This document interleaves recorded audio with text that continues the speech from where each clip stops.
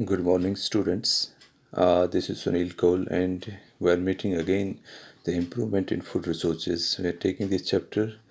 This was second chapter of this topic, improvement in food resources. Dear students, as we have discussed in the previous video, that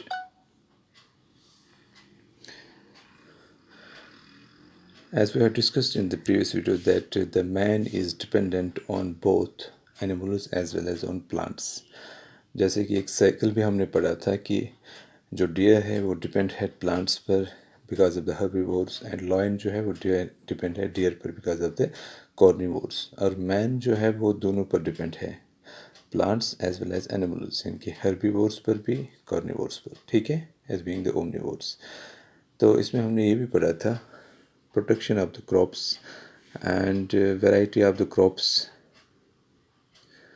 जिसमें हमने discuss किया need of the improvement in the nutritions field nutritions कैसे हम improvement करेंगे crop improvement कैसे हम करेंगे variety of improvements कैसे हो जाएगी द क्रॉप्स क्रॉप प्रोडक्शन कैसे हो जाएगी इरिगेशन और जो क्रॉपिंग पैटर्न्स है जो मतलब सिस्टमेटिक मतलब एक पैटर्न होता है इन द क्रॉप मैनेजमेंट इनमें इनको हम कैसे मतलब ये हम करेंगे इसको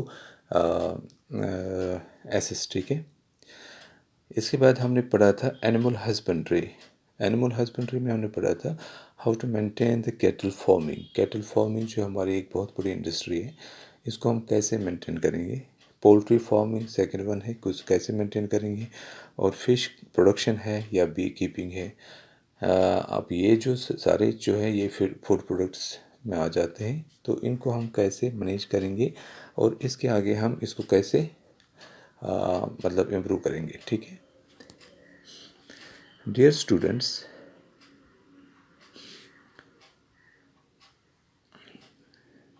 अब जैसे कि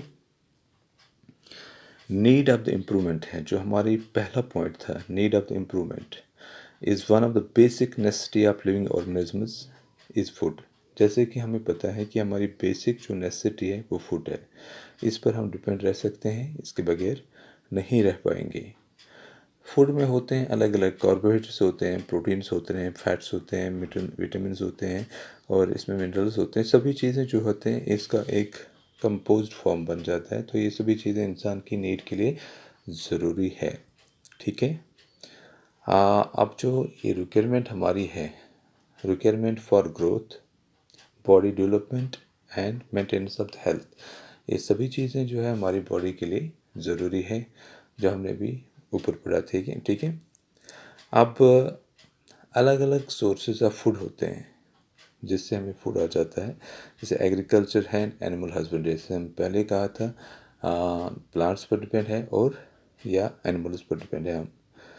अब जो पॉपुलेशन की कंट्री जो होती है वो डे बाई डे बढ़ जाती है इसकी डिमांड जो है वो ज़्यादा ज़्यादा हो जाती है तो आपको पता है इंडिया जो है वो एक डेंसली पॉपुलेटेड एरिया मतलब कंट्री है तो इसका जो स्कोप है फूड का वो काफ़ी होना चाहिए मतलब डिमांड काफ़ी है therefore production of efficiency should be मतलब शुड बी वेरी हाई। अब प्रोडक्शन जो है इसके हिसाब से काफ़ी होनी चाहिए तो this is sufficient for today.